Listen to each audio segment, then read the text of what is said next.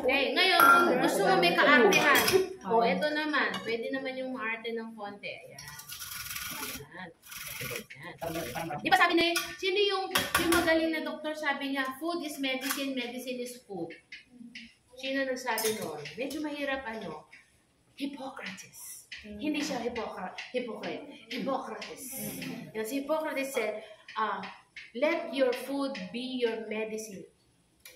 Otherwise, your medicine will be your food. Yun lang. Puro pagkain mo medicine na lang, nabubuhay ka na lang dahil sa gamot. Diba? Pero mas maganda kung food is your medicine. Food is your medicine. O, diba? So, ito naman, medicine itong part na to. Yeah. Sa mga hyperacidic, pwede yung gayatin to, isang sa salad nyo. Tinatanggal usually yan. Tinatanggal, gamot pala siya, diba? Parang pagka nakikita ko yung mga nagpa-prepare ng salad, ay, pansit. Oo. Sabi ko, sayang na sayang yung mga vitamin. Kasi nga, ginuugasan nila nabalatan na. Diba? Okay? So, that is our cabbage. Now, para matikman yung marami kayong kaya yan.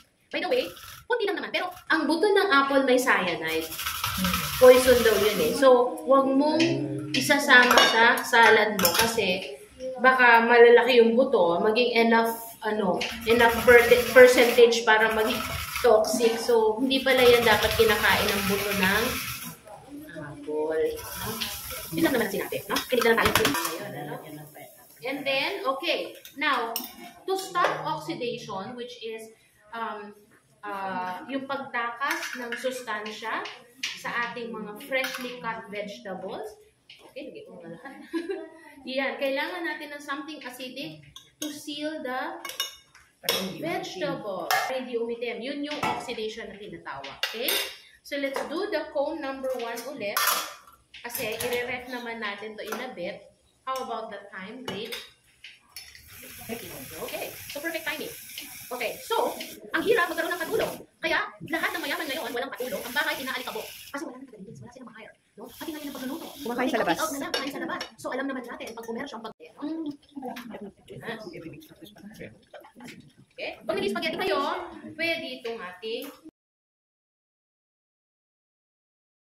isang aking raisins. Yan. Ako, napakasarap talaga ng ito. Sorry naman, nakalimutan ko ilagay yung aking carrot. Meron pala akong presentation na sa carrot. Sandali ha. Okay. Yep. Ibuhos na, Miss Gretch. Ito yung ating, yan. At ang ating mayonnaise. So, you know what? I call this fruity coleslaw. Pero it reminds me of the good old Waldorf salad.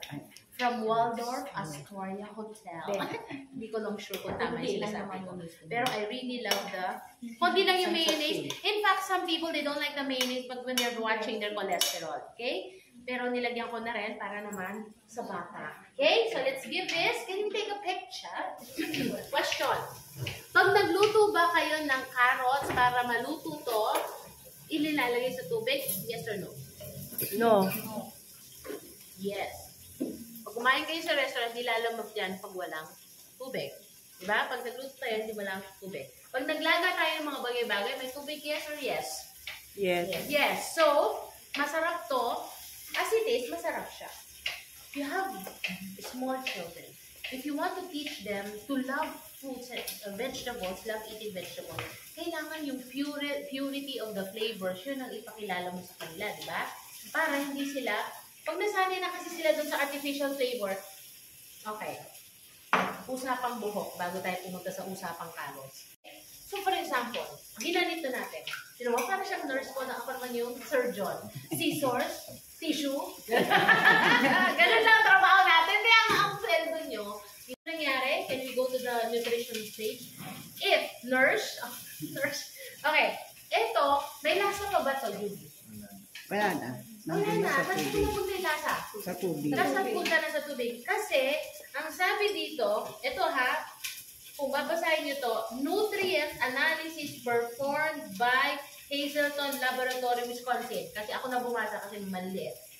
Ang sabi sa study nila, pakibasa ngayon ito, Juby, average nutritional retention with salad master cook 93%. Basahin ulit ito. Bakit nga ba galit ang salad master sa tubig? Kasi may mga vitamins na water soluble, nasasayang lang. Okay? So, paano natin nalaman na yung vitamins and minerals napunta dito sa tubig na to? No, after Okay, change. pakitaas. Hindi, taas lang kasi hindi nila makita. Si May, medyo may kulang sa height. Kasi, Color. color is Vitamins. and the Flavor. Minerals. saan napunta? Water. Therefore, hindi natin kailangan palang ginaganito yung pagluluto natin. So, do you want your body to be energetic not from food supplement but from natural food? Do you want that?